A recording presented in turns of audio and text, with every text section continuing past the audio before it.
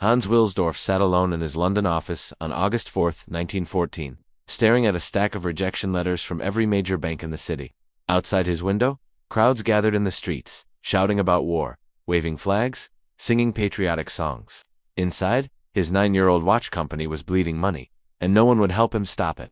The rejection letter from Lloyd's Bank sat on top of the pile. The words were polite, professional, carefully chosen, but the message was brutal and clear. No one wanted to lend money to a German immigrant selling Swiss watch movements in England. While Europe marched toward the largest war in human history, Wilsdorf picked up the letter and read it again, hoping he had misunderstood something.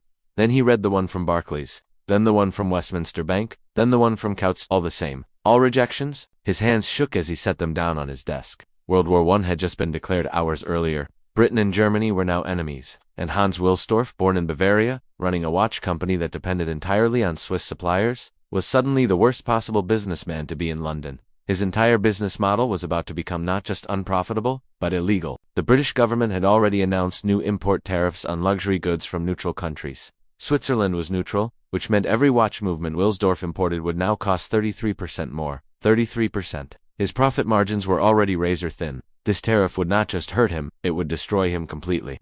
He pulled out his ledger and did the math for the third time that day, hoping desperately that he had made a mistake. He had not. At the new tariff rate, every single watch he sold would lose money, not less profit, actual losses. He could not raise prices enough to compensate because his competitors would undercut him. He was trapped. His competitors were already celebrating. English watchmakers who had spent years mocking his vision of wristwatch dominance were now spreading rumors that Wilsdorf was a German spy, that his company was a front for enemy intelligence, that buying a Rolex was unpatriotic, maybe even treasonous. Customers who had ordered watches were canceling. Retailers who had stocked Rolex were returning inventory and demanding refunds. His own employees were whispering in the hallways about finding new jobs before the company collapsed. Everyone could see what was coming. Everyone except Wilsdorf was preparing to abandon ship. The banks had made their position clear. They would not lend to him, not at any interest rate, not with any collateral. A German immigrant whose business depended on Swiss imports during a war between Britain and Germany was simply too risky. One banker had been honest enough to tell him the truth. Even if your business model was sound, which it is not, we cannot be seen helping a German right now. It would be political suicide. Wilsdorf was 33 years old. He had spent 9 years building this company from nothing. 9 years of 18-hour days, of sleeping in his office, of skipping meals to save money, of convincing skeptical retailers that wristwatches were the future. 9 years of progress. And now, because of a war he had nothing to do with, it was all collapsing. That night, Wilsdorf walked home through London streets that had transformed into something unrecognizable. Recruitment posters covered every wall. Young men lined up outside military offices, eager to enlist, eager to fight. Bands played patriotic music on street corners. The entire city had become a war machine overnight. Wilsdorf felt invisible walking through those crowds. He was the enemy now. Not officially, not legally, but socially. People looked at him differently when they heard his accent. Shopkeepers who had been friendly for years were suddenly cold. His neighbors stopped making eye contact. He was German, and Germany was the enemy, and that was all anyone needed to know. He reached his apartment and sat at his kitchen table without turning on the lights. His wife May came home an hour later and found him sitting there in the dark. She asked if he wanted dinner. He shook his head. She sat down across from him and waited, saying nothing, just being present. Finally Wilsdorf spoke. The banks have all rejected us. Every single one. The tariffs will bankrupt us within months. The customers are canceling orders. The retailers are returning stock. Alfred left 3 years ago, so I am alone in this. We are finished. May, it is over. May Wilsdorf reached across the table and took her husband's hand. She had married him knowing he was obsessed with watches, knowing he worked constantly, knowing he dreamed bigger than most men dared. She asked him one simple question. Do you still believe in the wristwatch? Do you still believe it is the future? Wilsdorf looked up at his wife. His eyes were red, his face exhausted, but his voice was steady when he answered. Yes, I do. I know I am right about this. Wristwatches will replace pocket watches. I know it. Then we are not finished. May replied. We are only finished when you stop believing. The next morning, Hans Wilsdorf made a decision that everyone who heard about it called insane. He would leave London. He would move his entire company to Switzerland. He would abandon the British market, the largest and most important watch market in the entire world, and rebuild from scratch in Geneva, in the middle of a world war, with no money, with no partner, with nothing but his belief that wristwatches would win. His accountant, a careful man who had worked with Wilsdorf for 6 years, told him it was financial suicide. The numbers do not work, Hans. You will lose everything. Moving to Switzerland will cost money you do not have. You will lose your British customers. You will lose your distribution network. You will be starting over with nothing. Please reconsider. His lawyer was even more direct. You will lose everything. The British market is 70% of your revenue. You cannot replace that. And Swiss watchmakers will not welcome you. You are an outsider. You are German. You have no connections there. This is madness. Hans, pure madness. His remaining employees, the ones who had not already left, told him they would not follow him to Switzerland. They had families in London. They had lives here. They could not just pick up and move to another country in the middle of a war. They were sorry, but they would have to find other work. Wilsdorf listened to all of them. He understood their concerns. He knew they were right about the risks, but he had calculated every option, run every scenario, examined every possible path forward. Staying in London meant slow, certain death. The tariffs would bleed him dry. The anti-German sentiment would destroy his reputation. The war would drag on for years. He would lose everything slowly, painfully, publicly. Moving to Switzerland meant a chance, a small chance, maybe a 5% chance. But it was a chance, and 5% was infinitely better than zero. He chose the chance. The war dragged on for 4 brutal, grinding years. Wilsdorf kept his London office operating under impossible conditions. He paid the crushing tariffs that ate into every penny of profit. He endured the suspicion, the hostility, the constant feeling of being watched and judged. He watched his profits evaporate month after month. He took loans from private lenders at interest rates that would have been illegal in peacetime. 15%, 20%, he did not care. He needed cash to survive until he could move operations. He worked 80-hour days managing a business that was barely surviving, planning a move he could barely afford, holding together an operation that everyone said was doomed. Every month, he sat down with his ledger and calculated whether he could survive one more month. Every month, the answer was maybe. Every month, he found a way. He delayed payments to suppliers. He negotiated extensions with creditors. He sold personal possessions. He borrowed money from friends. He did whatever it took to last one more month. His competitors watched and waited for him to fail. Some of them were placing bets on when Wilsdorf would finally give up. 3 months, some said. 6 months at most, said others. No one gave him a year. The situation was simply too impossible. Any rational person would have quit. But Wilsdorf was not operating on rationality anymore. He was operating on something deeper. Stubbornness, belief, refusal. He refused to accept that his vision was wrong. He refused to accept that circumstances beyond his control would determine his fate. He refused to let a war destroy what he had built. He simply refused. In 1919, after 5 years of war, economic chaos, personal sacrifice, and financial gymnastics that bordered on miraculous, Hans Wilsdorf officially moved his company to Geneva, Switzerland. He registered it as Montage's ROLEX SA. The war had finally ended, but his problems had not. He had lost most of his British market. The relationships he had spent years building were gone. The retailers who had stocked his watches had moved on to other brands. The customers who had bought Rolex had forgotten about him. He was starting over from almost nothing. He had spent every penny he had, and many pennies he did not have, keeping the company alive during the war and financing the move to Switzerland. He arrived in Geneva with debt, a handful of contacts, and a reputation as the crazy German who thought he could compete with centuries-old Swiss watchmaking houses. Swiss watchmakers in Geneva viewed him exactly as his lawyer had predicted. He was an outsider. He was not Swiss. He had not apprenticed in their system. He did not come from a watchmaking family. Who was this German immigrant from London to think he could compete with them? They had been making watches since the 1500s. Their families had been watchmakers for generations. Wilsdorf was nobody. Wilsdorf rented a small office on Rue du Marche in Geneva. It was not impressive. 3 rooms, basic furniture, no prestige.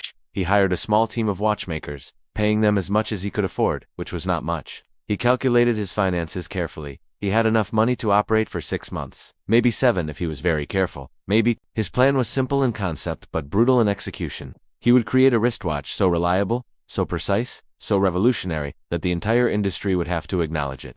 He would prove once and for all that wristwatches were not toys, not fashion accessories, not feminine trinkets. They were serious timepieces that could match or exceed the accuracy and reliability of pocket watches. And he would do it with almost no resources. The technical challenge was enormous. Wristwatches in 1919 were notoriously unreliable. Everyone in the industry knew it. They could not handle moisture. A little bit of humidity would fog the crystal and damage the movement. Dust would get inside and destroy the delicate gears. Temperature changes would expand and contract the metal, throwing off accuracy. They were fragile, finicky, unreliable. Pocket watches did not have these problems because they were protected. They sat inside a case, inside a pocket, inside a jacket, inside a coat. They were shielded from the elements by multiple layers. Wristwatches had no such protection. They were exposed to everything: rain, sweat, dust, temperature changes, physical shocks. They took abuse that pocket watches never experienced. Wilsdorf became obsessed with solving one specific problem that everyone else thought was unsolvable: waterproofing. If he could create a truly waterproof wristwatch case, he could change everything. A watch that could handle moisture would be more reliable, more durable, more practical. It would prove that wristwatches could be serious tools, not just jewelry. Other watchmakers told him he was wasting his time. Why do you need a waterproof watch? Just take it off before you wash your hands. Just take it off before you go swimming. Just take it off when it rains. Problem solved. Wilsdorf disagreed. That was not a solution. That was an admission of weakness. A truly great watch should be able to handle normal life without constant babying. He spent 7 years experimenting. 7 years of failure after failure after failure. He tested dozens of case designs. He tried different materials for the crystal. He experimented with various crown mechanisms. He tried screw-down crowns, push-in crowns, lever crowns. Nothing worked well enough. Water always found a way in. His money ran out. Again, he took more loans from Swiss banks, this time at even worse interest rates because he had no track record in Switzerland. He pawned his wife's jewelry. He sold his personal watch collection. He worked 18-hour days, 7 days a week, obsessing over millimeters and tolerances and sealed designs. His employees thought he had lost his mind. They were watchmakers, craftsmen, artists. They wanted to make beautiful watches. Wilsdorf wanted to make watches that could survive being submerged in water. It seemed crazy. It seemed like a waste of time and money. Several of them quit. Wilsdorf kept going.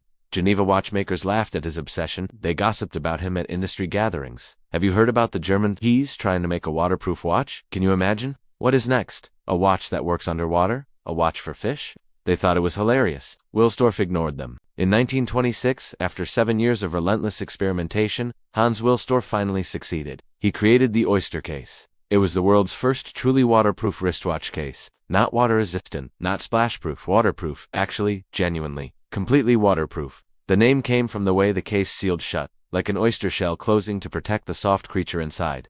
The crown, which you turned to wind the watch and set the time, screwed down into the case. It had threads, like a bolt. When you screwed it down tight, it compressed a rubber gasket, creating a watertight seal. The case back, the metal disc that covered the movement from behind, also screwed down. It required a special tool to open when properly assembled. With both the crown and case back screwed down tight, water could not penetrate. The watch movement was sealed inside, protected, safe. Wilsdorf tested it obsessively. He was not going to announce this invention until he was absolutely certain it worked. He submerged oyster watches in tanks of water for hours at a time. He wore them swimming in Lake Geneva. He had his employees wear them in rainstorms, in snow, while washing dishes, while bathing. The watches kept perfect time. No fogging. No water damage. No failures. But Wilsdorf knew that creating the technology was only half the battle. Maybe less than half. He needed to prove it to the world. He needed a demonstration so dramatic, so public, so undeniable that everyone would have to believe.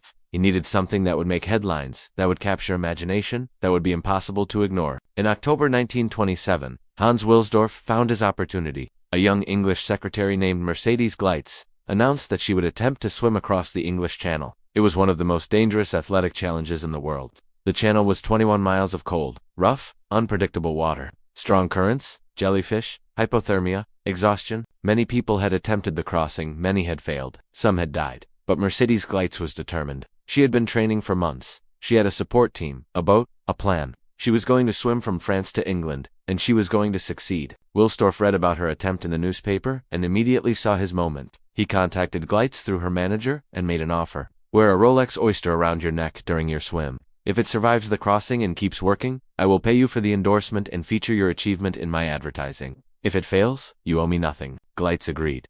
The terms were simple and fair. On October 7, 1927, she stood on the beach at Cape Grisnez, France, preparing for the most difficult physical challenge of her life. Around her neck, suspended on a ribbon, was a Rolex oyster. Hans Wilsdorf stood on the support boat, watching, waiting, hoping he had not just made a catastrophic mistake. Would you have done it? Would you have bet your entire company, your entire reputation, your entire future on a swimmer and a watch? Think about that for a second. One watch, one swimmer, one attempt. If the watch failed, if water got inside, if it stopped working, Wilsdorf would be finished. The industry would mock him forever. The waterproof watch would become a joke.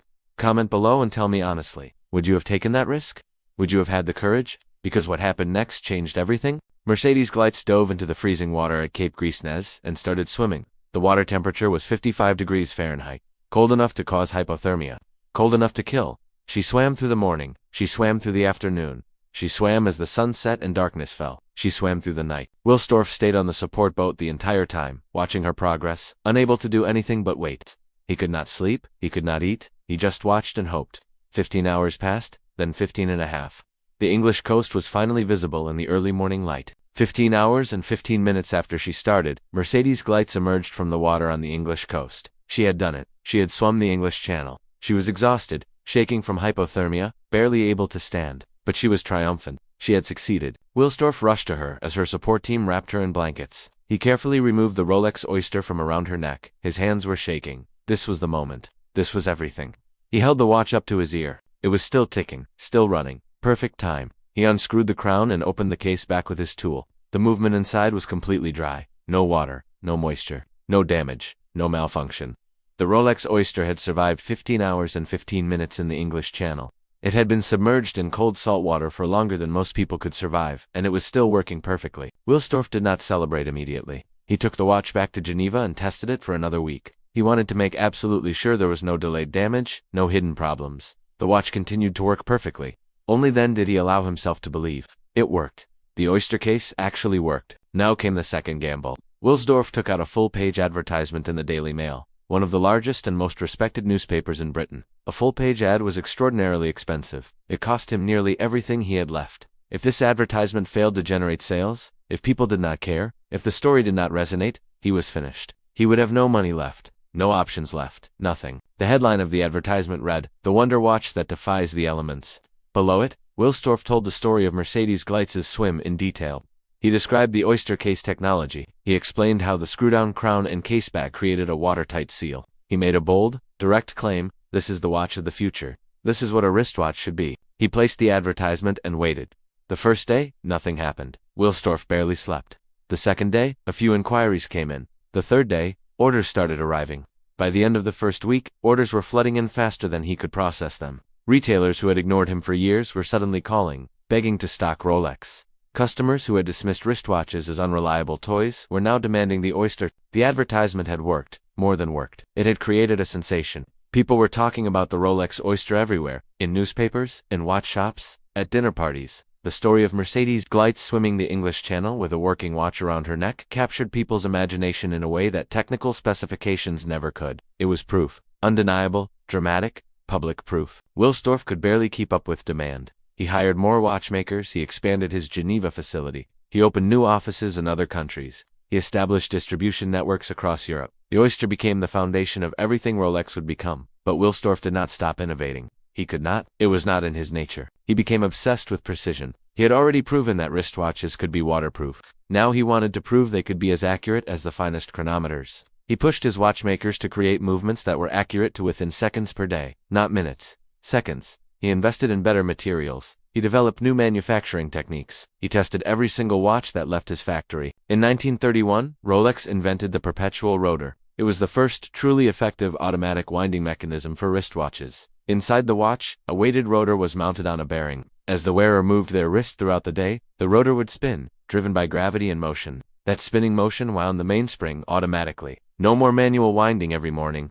No more forgetting to wind your watch and having it stop at an inconvenient moment. The perpetual system was revolutionary. Combined with the waterproof oyster case, it created a watch that was both reliable and convenient. You could wear it every day, through any activity, and it would just work. No maintenance, no babying, no special care. Just put it on your wrist and live your life.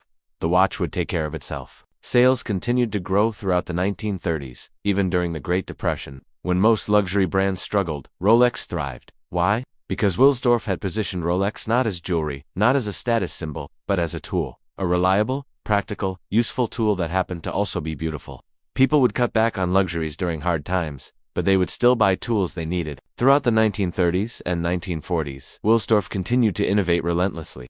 In 1945, he developed the Datejust, the first wristwatch with an automatically changing date display. At midnight, the date would click over to the next day. It sounds simple now, but in 1945, it was revolutionary. It required complex mechanical engineering to make it work reliably. In 1953, Rolex created the Submariner, a dive watch that was waterproof to 100 meters. Professional divers could wear it underwater. It had a rotating bezel to track dive time. It had luminous markers so you could read it in dark water. It was a tool watch in the truest sense, designed for a specific, demanding profession. In 1955, Rolex launched the GMT Master, designed in collaboration with Pan American Airways for their pilots. It could display 2 time zones simultaneously, allowing pilots to track both local time and Greenwich Mean Time. It became standard equipment for Pan Am pilots flying international routes. In 1956, Rolex introduced the date, the first watch to display both the date and the full day of the week spelled out: Monday, Tuesday, Wednesday, It was available in multiple languages. It became known as the President Watch because so many world leaders wore it. Dwight Eisenhower, Lyndon Johnson. It was a symbol of power and achievement. Each of these innovations solved a real problem. Each one pushed the industry forward. Each one reinforced Rolex's reputation for precision, reliability, and innovation. But through all of it, through all the success and growth and acclaim, Hans Wilsdorf never forgot 1914. He never forgot sitting in that London office, reading rejection letters from banks that would not help him. He never forgot the competitors who spread rumors about him being a German spy. He never forgot the customers who canceled orders. He never forgot the feeling of watching everything he built start to collapse. He never forgot the tariffs that nearly bankrupted him. Those memories never left him. They drove him until the day he died. Wilsdorf worked until his death in 1960. He was 79 years old and still going to the office every day, still obsessing over quality, still pushing for improvement. He never retired. He never slowed down. He never stopped believing that watches could be better, that Rolex could do more, that excellence was always possible with enough work. He never took Rolex public. He never sold shares to investors. He never gave up control. He had learned in 1914 what it felt like to be at the mercy of banks and investors and people who did not share his vision. He would never put himself in that position again. Rolex would remain private, independent, focused on long-term excellence rather than short-term profits. When Wilsdorf died in 1960, he had no children. He left his entire company to a charitable foundation he had created years earlier. The Hans Wilsdorf Foundation owns Rolex to this day. It is a private foundation. It does not answer to shareholders. It does not publish financial results. It does not chase quarterly earnings targets. It operates exactly as Wilsdorf intended, focused on making the best watches possible and supporting charitable causes. This structure is almost unheard of in the watch industry. Most major watch brands are owned by large luxury conglomerates or public companies. They have shareholders to please. They have quarterly earnings to report. They have pressure to cut costs and maximize profits. Rolex has none of that pressure. It can focus entirely on quality, on precision, on long-term reputation. It can spend years developing a new movement. It can reject watches that do not meet standards, even if they are close enough that customers would never notice. It can do things that public companies simply cannot do. Today, Rolex produces approximately 1 million watches per year. That might sound like a lot, but it is actually quite limited compared to demand. Rolex could easily produce 2 million or 3 million watches per year if it wanted to maximize revenue, but it does not. It maintains strict production limits to ensure quality. Every single watch is made in Switzerland. Every movement is manufactured in-house. Every component is tested to extreme standards. The waiting lists for popular Rolex models stretch for years. A stainless steel Submariner, which has an official retail price of around $10,000, often sells on the secondary market for $15,000 to $20,000. People are willing to pay double the retail price just to skip the waiting list. That is not normal. That does not happen with most luxury brands. It happens with Rolex because demand far exceeds supply, and supply is intentionally limited to maintain quality. Vintage Rolex watches sell at auction for staggering amounts. In 2017, Paul Newman's personal Rolex Daytona sold at auction for $17.8 million. $17.8 million for a watch. It became the most expensive wristwatch ever sold at auction at that time. Other vintage Rolex models regularly sell for hundreds of thousands or millions of dollars. The brand that Hans Wilsdorf built from rejection and war now defines luxury watchmaking.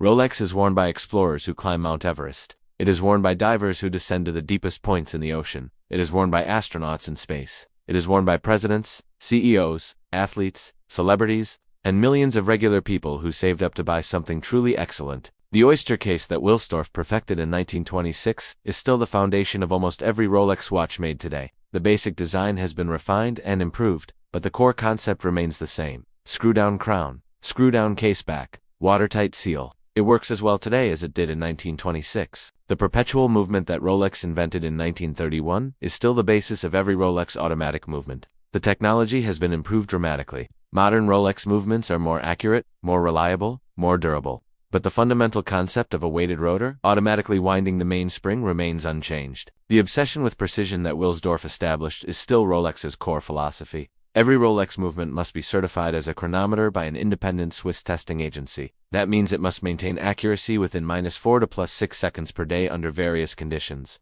Most watch brands would be thrilled to achieve that standard.